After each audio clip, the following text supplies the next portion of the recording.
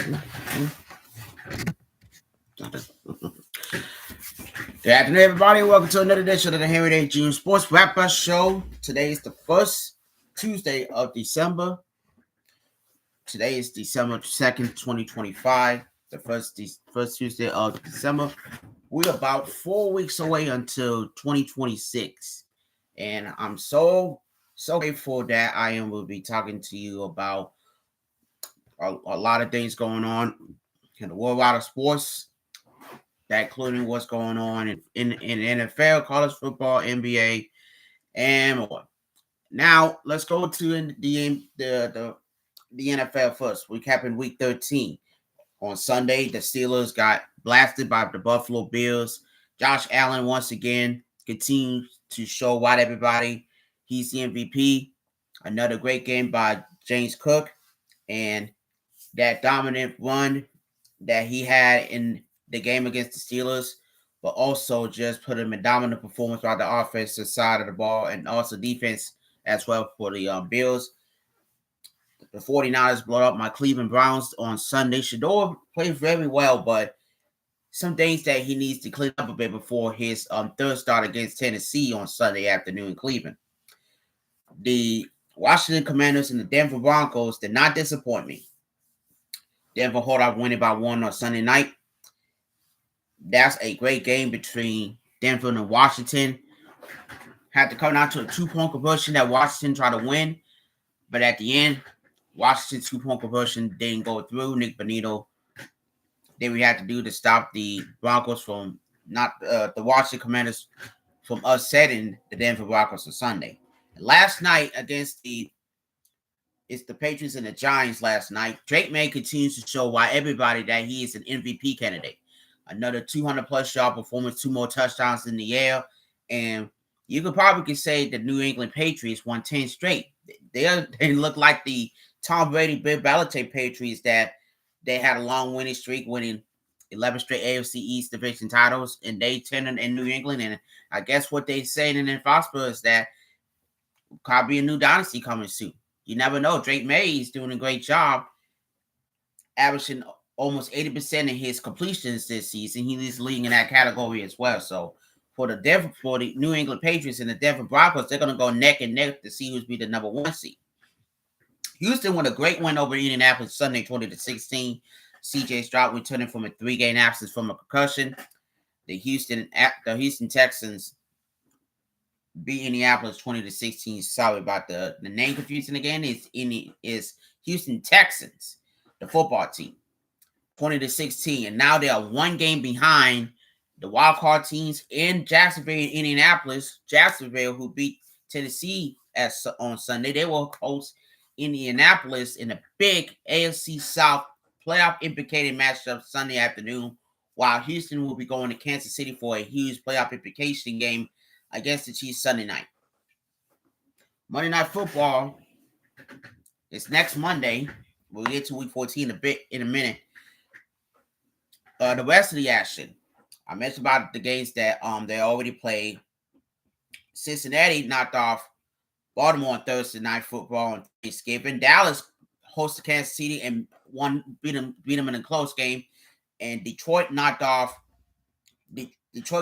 out by Green Bay on Thanksgiving as well. And then Black Friday, Chicago knocked out Philadelphia 24-15. So implications coming up for the playoffs next week, but also a few playoff scenarios as well next week. So let's get to Week 14.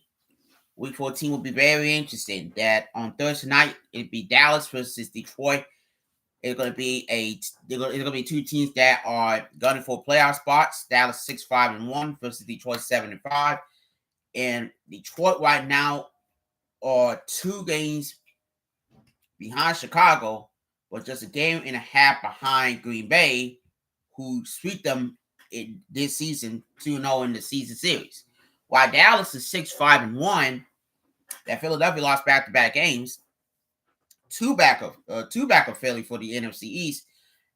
Could be one of those teams need to have a statement win on Thursday night, and I can guarantee who's going to win that game. Not pretty sure who, but if that continues to play the way he played, Dak and the Cowboys can ultimately win the game against Detroit. Detroit got some work to do. They try to get everything under control. Offense got to get it together. Now you potentially were out Amon-Ra St. Brown into that angle almost 7 days ago versus the Green Bay Packers on Thanksgiving. It may not happen on Thursday night. It might probably gonna happen next week. But at the end of the day, Detroit got a lot of cleaning up to do. All right.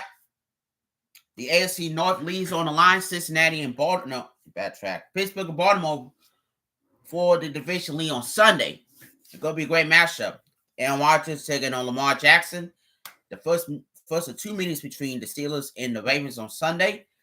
Who's going to take the lead? Who's going to win that game? Who's going to win the turnover margin? Mike Tomlin, John Harbaugh got a lot of questions and answers this week prior to the big game versus each other on Sunday. Like I said about another divisional matchup, Denver, Jacksonville, and Indianapolis for the AFC South leading on Sunday afternoon. Can one of those two teams make a huge statement, a huge splash?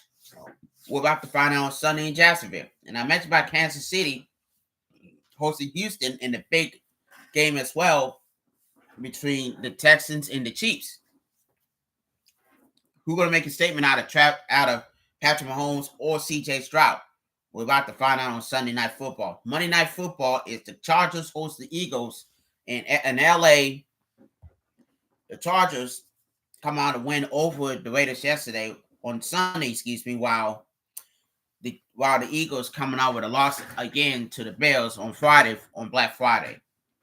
We'll find out on Monday Night Football who's going to come out on top in LA between the Chargers and the Eagles. Well, okay, let's go to NBA.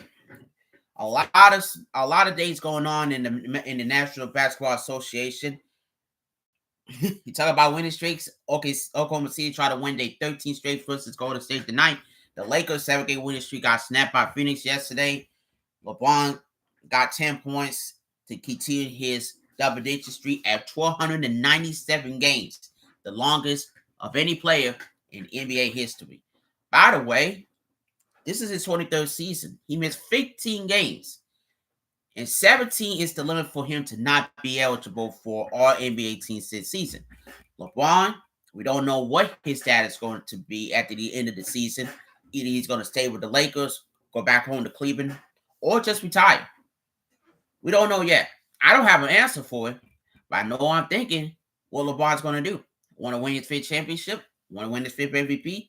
I know he missed some games this season because of the side cut injury, but he has to get everything in the past right now and go to the future. You with the Lakers, you're not with Cleveland, but at the end of the day, LeBron got his future with the Lakers only this season because we don't know if and when this is going to be his last year, next year, or the year after. So we'll find out sooner rather than later. Luka Doncic did a good job against Phoenix, but that's what's not enough. Lakers lost last night. Houston lost stunningly against Utah last night. And Denver lost to Dallas last night. 3 of the 4 top teams in the West last night lost. While Oklahoma City is ready to go to take on the Warriors tonight, try to go with the 13 straight wins. Remember, they only lost to Portland last month. They beat Portland twice since then. They had 20-1. They had not skipped a beat. SGA continues his dominance, bringing back J-Dub from that wrist injury. But at the end of the day, when I'm looking at the Oklahoma City Thunder, I look at them as the dominant team in the NBA. Some may say that they may add another piece during the season before the trade deadline. I say so. What Sam Presti had in mind. What everybody in Oklahoma City had in mind. It's repeat or it's a bust this year.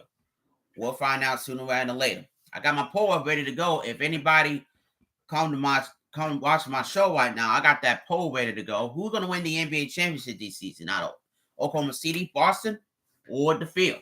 I'm not talking about everybody else besides the bad teams. I'm talking about in contention teams.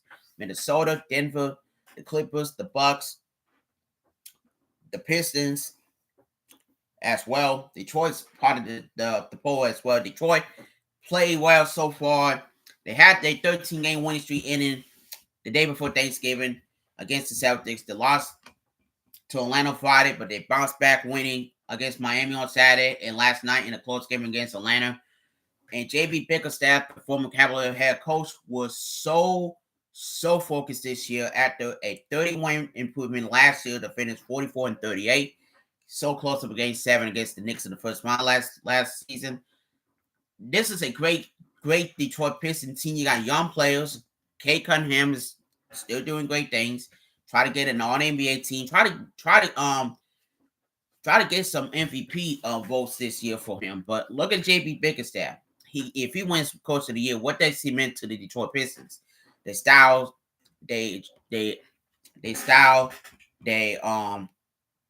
ability to run the ball, find the pick and run things, to find the screenplays for the Detroit Pistons against their opponents, to make sure that they have enough sense in their head to make sure that they can win together, be a brotherhood. Injuries can calm down any part of the year, but at the end of the day, for the Detroit Pistons, they got a mission to win another NBA championship. It's been 21 years since Chauncey Billups, Rick Hamilton, and the Pistons did it against the Lakers in 2004. And when we get down to the playoffs in April, I would love to see Detroit be the 1 seed, but you never know. Any other team can dethrone the Pistons from the top seed in the East. And so has somebody from the West. Who's going to dethrone Oklahoma City in the NBA? We'll find out sooner rather than later as we continue this season up to a great start. Let's go to college football, the last topic. And anybody watch Rivalry Week this past weekend? I did. Oklahoma knocked out LSU, the probably the clinch spot in the playoffs. We know what happened for Ole Miss just 2 days ago, that Lane Kiffin has been moved on from the Rebels to the Tigers and LSU. He's now become the new head coach of LSU. What does it mean for Ole Miss in the playoff? The rankings show is 7 o'clock tonight on ESPN. I will be having my reaction show at 8 o'clock right after that on my YouTube channel. At the end of the day, the ADs at Ole Miss tell Lane Kiffin you can't coach this team in the playoffs. What if Alabama would have lost Saturday night? Can Lane Kiffin coach LSU in the SEC, Ole Miss in the SEC title game? He should. He would. He wouldn't do the same thing in the playoff. But again, he's respected the athletic director's wishes. Move on. He heading to Baton Rouge to start his new journey as the new LSU head coach. And come down Friday night, Texas knocked out Texas A&M. Georgia won a game against Georgia Tech as well. The new rankings come out tonight. I'm suspected, and I'm not surprised. I will see some teams moving in that next rankings tonight. The Ohio State Buckeyes finally beat Michigan 27-9 Saturday in Ann Arbor. 4 years. It's been 4 to 5 years since the last time Ohio State beat Michigan. 2,191 days since that time. Ohio State trailed 6-0 in the first quarter, and since that time, they just finished off Michigan and whooped their tails behind. Ohio State is undefeated, 11-0, along with Indiana 11-0, and they both will meet in the Big Ten title game Saturday night. The Buckeyes, the Hoosiers, and Indy on Saturday, and guarantee you this: one of them will lose their first game and still make it to the playoffs on Celeste Sunday. That's this Sunday. The Buckeyes looking to go 12-0, or the Hoosiers looking to go 12-0. And like I said, both teams will be at the playoffs no matter what happens in Indianapolis Saturday. One of those teams will get a big fat 1 and keep it 0 on the other side. We'll find out on Saturday when the Big Ten title game be in Indianapolis. Alabama and Georgia, the rematch from the regular season in Athens, Georgia, back in late September. Bama won a close one in that game. Now it's the rematch in Atlanta. Atlanta will be hosting another SEC championship game. will be another Alabama-Georgia SEC championship game. As suspected it, Georgia was in Atlanta on Friday night, knocked out Georgia Tech, while Alabama was in Auburn, beating the Tigers 27-20 in a close, good game in the Iron Bowl. I expect for what Kirby Smart and Kalen DeBoer are going to be doing as they get their game plans ready for each other on Saturday at 4 o'clock in Atlanta. And like I said before, when Georgia lost to Alabama, that was the only game that they lost. Now they got a chance to get redemption and a chance to go to the playoffs. Alabama's trying to win another SEC championship. They lost twice this season. Remember, they lost to Florida State in the beginning of the year, and then lost to Oklahoma a couple of weeks ago in T-Town. So what for Alabama, since that loss to Oklahoma, they try to make sure that they stay into the playoffs. We'll find out what's going to happen at 4 o'clock Saturday in Atlanta in the SEC title game. I will be talking about more at the conference championship games during my rankings reaction show at 8 o'clock Eastern tonight on my YouTube channel. I will get back to y'all next Tuesday for more at the Henry Day Jr. Sports Wrap-Up Show, where we will be reviewing Week 15, recapping Week 14, but also we're going to be recapping championship weekend and the rankings, the final rankings of the season as well. And we'll be talking about the 12-team playoff as well, which matchups come to light coming for the playoffs in the next 2 weeks or so this month in December. I will be back at 8 o'clock for the wrap up for the rankings reaction show. Until then, y'all have a good Tuesday.